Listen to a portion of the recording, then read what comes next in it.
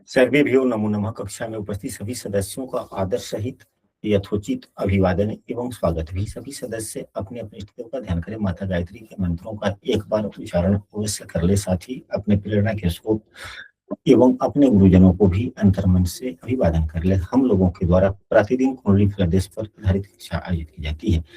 आज की जो कक्षा का विषय वस्तु है, जैसा कि आप लोग यहाँ पर देख रहे हैं, यहाँ पर लिखा गया है पितृ कष्टम, यानी कि हम किसी जातक की कुंडली को देखकर उसके पिता के जीवन में क्या गंभीर कोई कष्ट आने वाले हैं, यदि हाँ, तो हम पुत्र के कुंडली से भी या पुत्री के कुंडली से भी उसके पिता के बारे में हम लोग जान सकते हैं, समझ सकते हैं।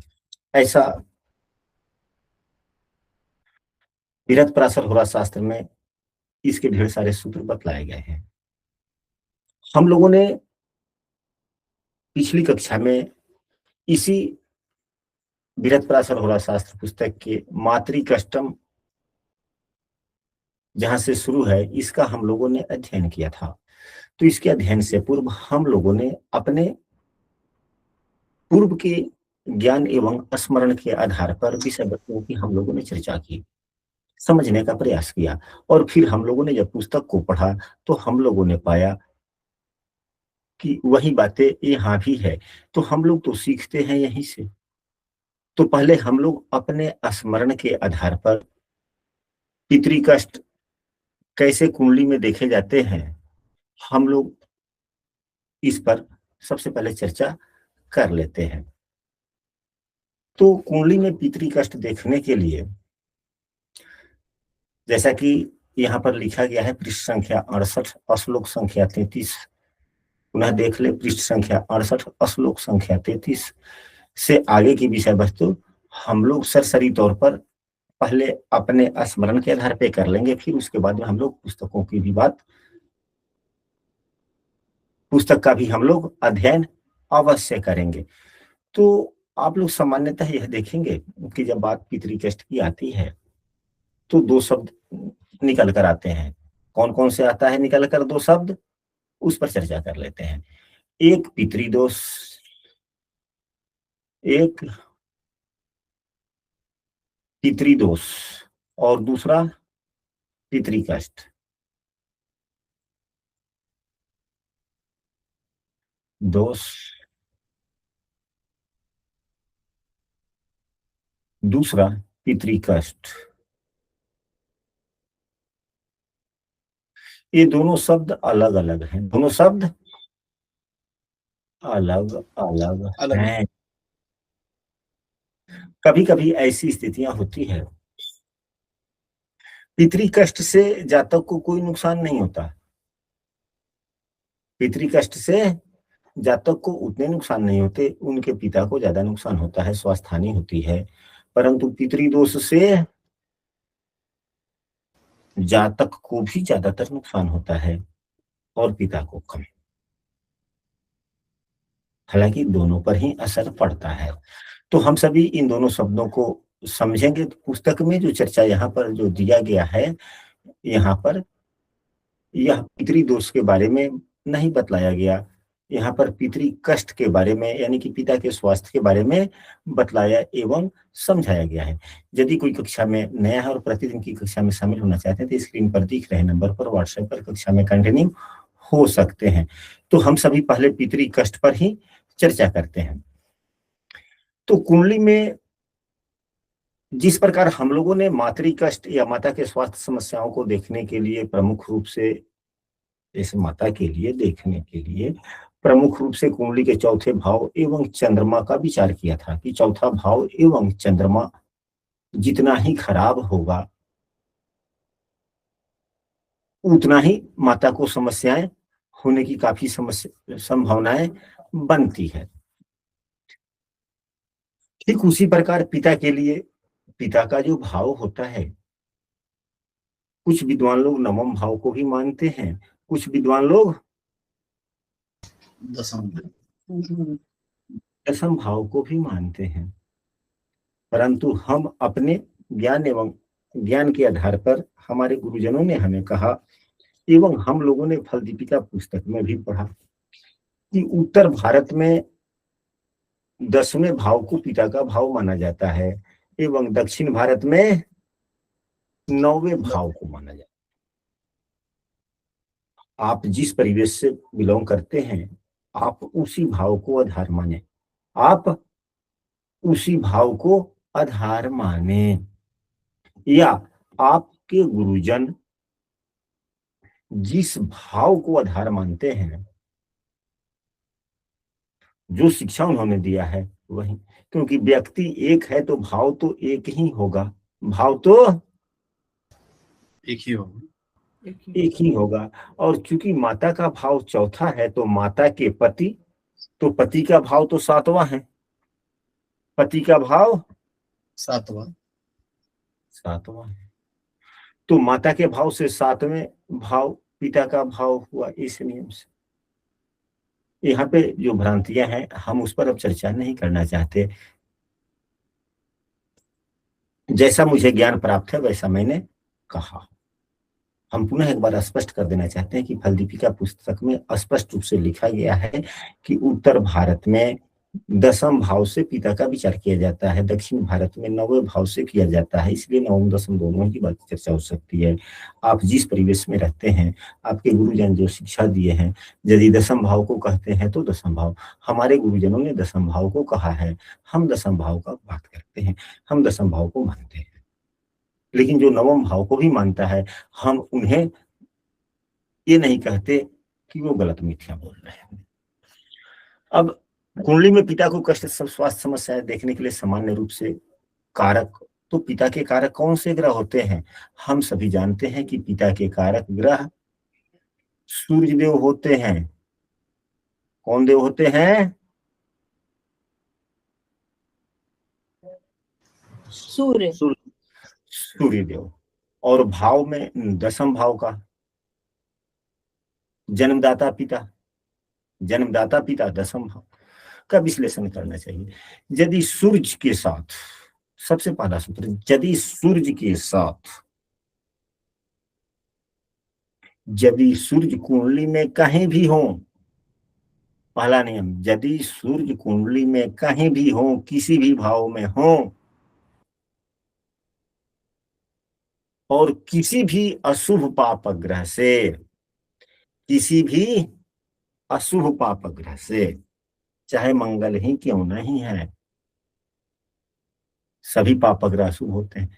पापग्रह का काम क्या है? जीव तत्वों का नुकसान करना। यानी कि सूर्य देव मान लिया जाए कि कहीं भी कुंडली में हो, चाहे शुभ भाव में हो या अशुभ भाव में हो, अगर सूर्य देव यहीं पे है, मंगल देव यहां पर है, तो सूर्य पर मंगल की दृष्टि पड़ी है। संयोग से अगर शनि यहां हो गए तो शनि की भी दृष्टि पड़ गई। इस प्रकार से क्या हुआ? सूर्य पीड़ित हो गया दो दो पाप ग्रह से, शनि के द्वारा 10वें भाव भी पीड़ित हो गया। तो पिता को कष्ट होगा या नहीं होगा? होगा। पिता को कष्ट होगा। अब किस ग्रह की दशाओं में होगा? अगर सीधे आप फलादेश कर देते हैं कि पिता को समस्याएं होने वाली है, तो क्या पुनः तो आपसे लोग पूछेगा ना कि कब, तो किस ग्रह की दशा में? क्या सूर्य की दशा में, मंगल की दशा में, शनि की दशा में? क्या निर्णय लेंगे आप? इन तीनों के दशा अंतर दशा में और दशमेश के भी दशा में हो सकती है। अभी तो हमने 10वें भाव में कोई राशि नहीं बिठाया, दशमेश की बात नहीं हो रही है। हाँ, दशमेश भी के दशा में हो सकता है। तो जो 3 ग्रह है इसी पर हम लोग पहले निष्कर्ष करते हैं। तो पीड़ित किसको होना है?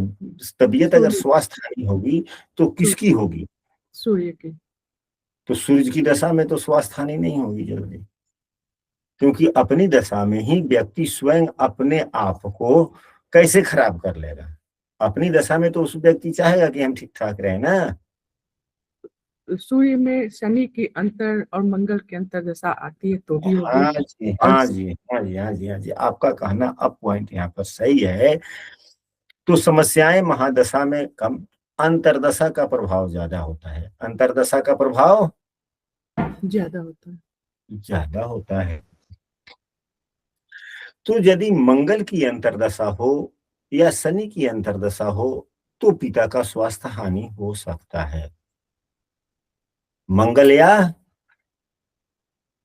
शनि के अंतर्दशा में पिता का क्योंकि पीड़ित तो यही लोग कर रहा है ना। अब फिर यहाँ पर पुनः प्रश्न आ जाएगा कि मंगल की अंतरदशा में या शनि की अंतरदशा में। आप लोग खूब प्रश्न करें, जब प्रश्न करेंगे तभी निष्कर्ष निकल पाएगा। तो अब यहाँ दोनों ही ग्रहों में देखेंगे कि दोनों ग्रहों में किसमें अशुभता ज्यादा है, किसमें अशुभता ज्यादा है। ज्यादा है।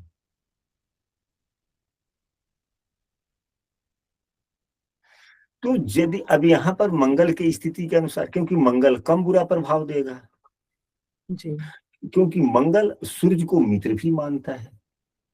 जी। शनि इस बात को भी नहीं भूलेंगे।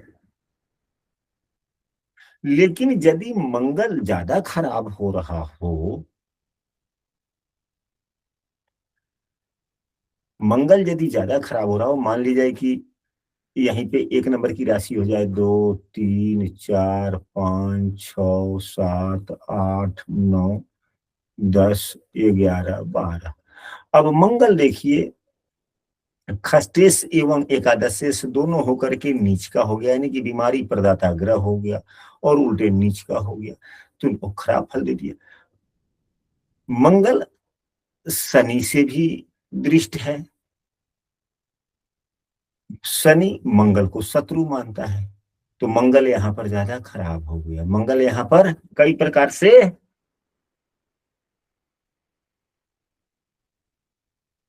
शनि 8वें भाव में है, अपनी राशि का है, 8वें भाव में जातक का आयु लंबा कर रहा है।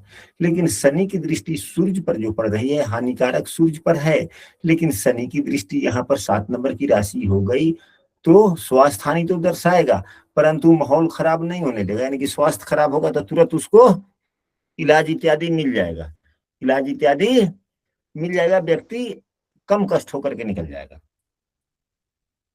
क्योंकि राशियां तो शनि की है ना, शनि की उच्च राशि है तो माहौल तो अच्छा करेगा ना। राशि पर तो उच्च का दृष्टि पड़ रहा है, सूर्य पर शत्रुवत दृष्टि है, सूर्य को खराब कर रहा है, लेकिन राशि को तो ठीक ही कर रहा है ना वो। जी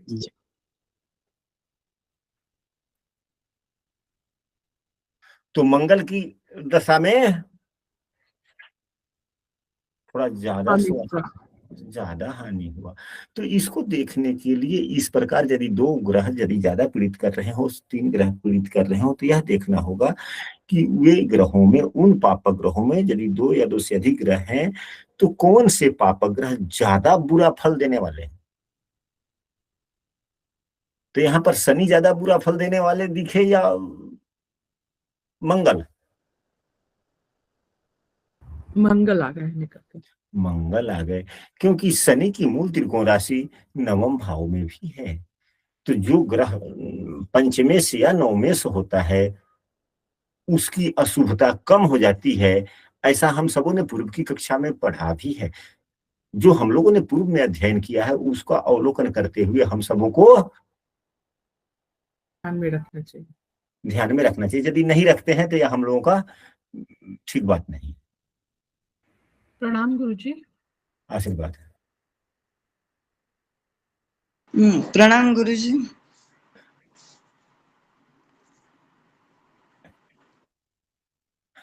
ठीक है, आशीर्वाद सभी को।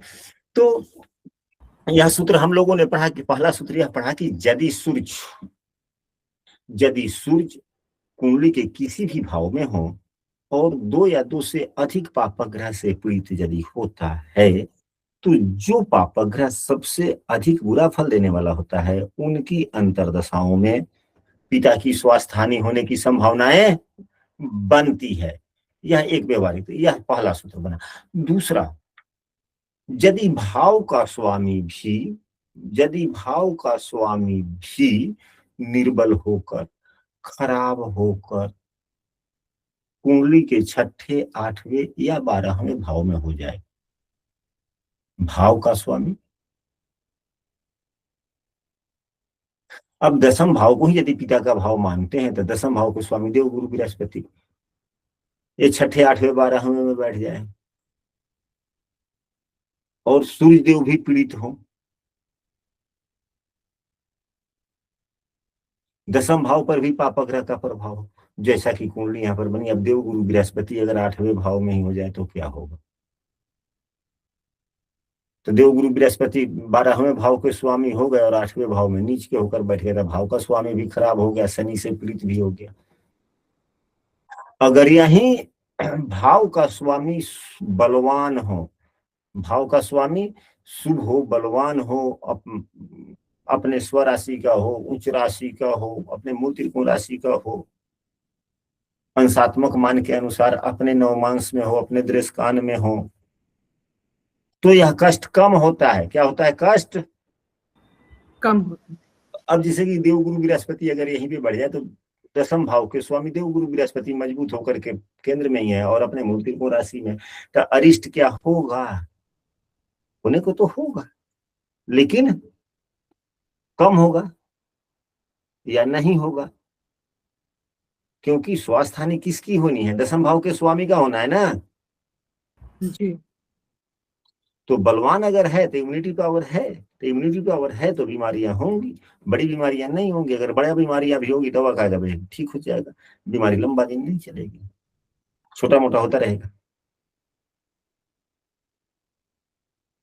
यहां तक बातें स्पष्ट हुई? जी गुरु जी।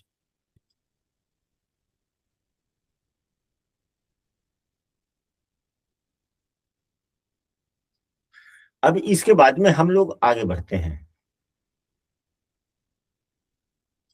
अगर वहीं दसम भाव के स्वामी कुंडली के छठे, आठवें, 12वें में हो और पीड़ित भी हो, और कारक ग्रह सूर्य अगर पीड़ित न भी है तो भी समस्याएं आती है। अगर दोनों ही पीड़ित है ठीक। अब कुछ सामान्यतः जो हम लोगों को देखना चाहिए स्वास्थ्य हानि के लिए कि सूर्य आपकी कुंडली में कहाँ पे है।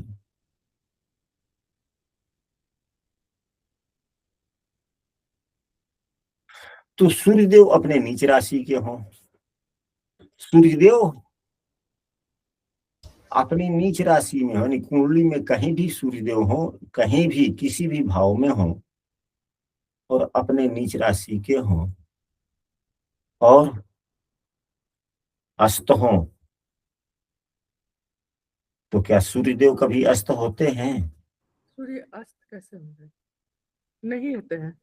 सूर्य कभी अस्त नहीं होते हैं। अन्य ग्रह अस्त हो जाएंगे, सूर्यदेव अस्त नहीं होते हैं। हाँ, सूर्यदेव यदि ग्रहण दोष में हो, यानी कि राहु या केतु से युक्त हो, सूर्य यदि सूर्य प्लस राहु या केतु हो तो यह ग्रहण दोष होता है, जिसे पितृ दोष कहा जाता है। तो यह भी समस्याएं पिता को हल्का फुल्का देता है। वैसे यह समस्याएं जातक को भी देता है। यह समस्याएं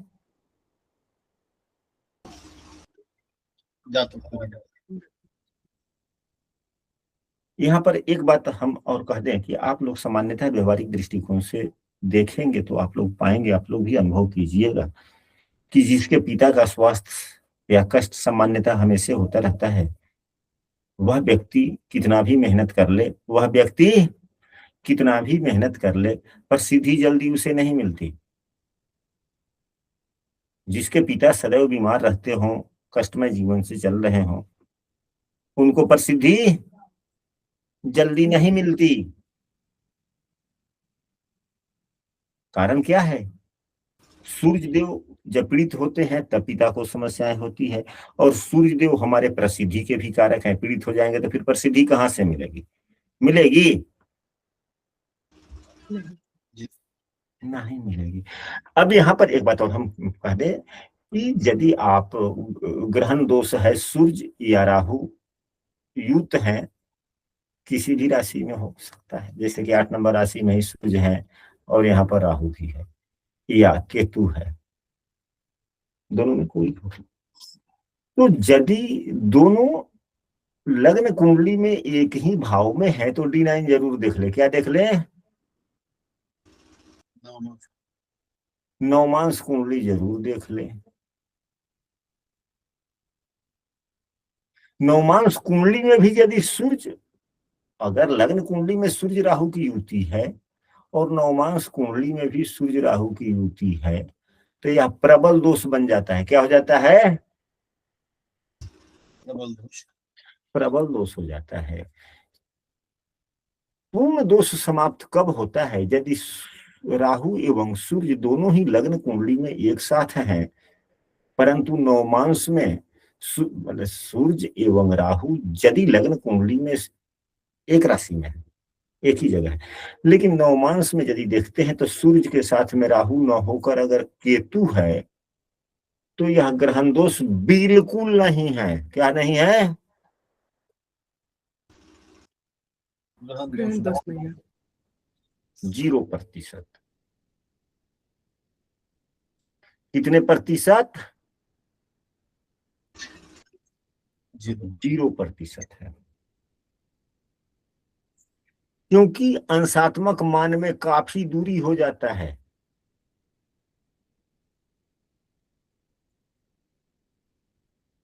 लगभग 15 अंशों से भी अधिक की दूरी हो जाती है, यानी कि अंशात्मक मान काफी अलग हो।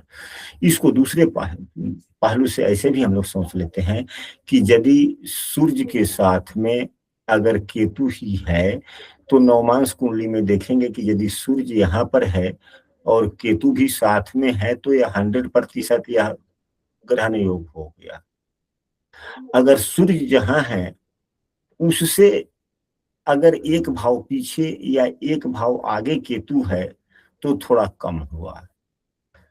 अगर सूर्य से 2 भाव पीछे केतु है या 2 भाव पीछे आगे केतु है तो थोड़ा और कम हो जाता है, यानी कि नवमांश में जितनी थोड़ी दूरी बढ़ती चली जाती है उतना ही दोष कम होता चला जाता है।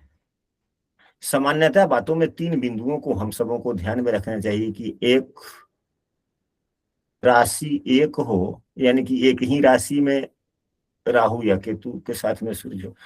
दूसरा बिंदु है कि नक्षत्र दोनों का एक ही हो, और तीसरा बिंदु है कि नक्षत्र के जो चरण होते हैं वह चरण भी एक ही हो, तो यह 100% प्रभावी हो जाता है। अगर इन तीनों में यह 100% प्रभावी हो गया, इनमें से कोई भी अगर 2 लागू होता है तो 66% प्रभावी हो गया, कोई एक है तो 33%, तो न के बराबर। बातें स्पष्ट हो गया? ग्रहण दोष, पितृदोष, पितृदोष के और भी सूत्र हैं, पितृदोष के और भी सूत्र हैं, तो हम लोग जब उस पर चर्चा होगी तो होगी। यानी कि यदि सूर्यदेव नीच के हो या सूर्यदेव ग्रहण दोष में हो या सूर्यदेव शनि राहु मंगल से पीड़ित हो तो पिता के लिए कष्टकारी स्थिति होती है और व्यक्ति के जीवन के समृद्धि पर भी समस्याएं बनी रहती है। अब भाव, तो कुंडली का 10वां भाव पिता का होता है। क्या भाव कमजोर है? अब जिस क्षेत्र में 9वें भाव को पिता का भाव माना जाता है तो वह व्यक्ति 9वें भाव को देखेगा। हम 10म भाव को मानते हैं, हमारे गुरुजनों ने कहा है, तो हम 10म भाव को मानते हैं। तो यदि 10म भाव को मानते हैं तो 10वां भाव कमजोर हो, तो कोई भी भाव कमजोर कैसे होता है? तो जब भाव में शत्रु राशि के ग्रह बैठे हुए हों, भाव में नीच राशि के ग्रह बैठे हुए हों, भाव में किसी ग्रह की नीच दृष्टि पड़ रही हो, तो भाव कमजोर होता है तो समस्याएं आती है। सूर्य जहां प्रकाश है, शनि वहीं पे अंधकार है। तो सूर्य शनि की तो हम लोगों ने सूर्य को शनि से पीड़ित होना चर्चा कर ही लिया था। उसके अलावे यदि परस्पर संबंध भी हो तो भी पिता को समस्याएं आती है। या सूर्य शनि एक साथ होते हैं तो अक्सर यह भी देखा जाता है कि जातक का पिता से संबंध, वैचारिक मतभेद इत्यादि होने की संभावनाएं बनती है यदि शनि शुभ दृष्ट न हो तो। यदि शुभ दृष्टि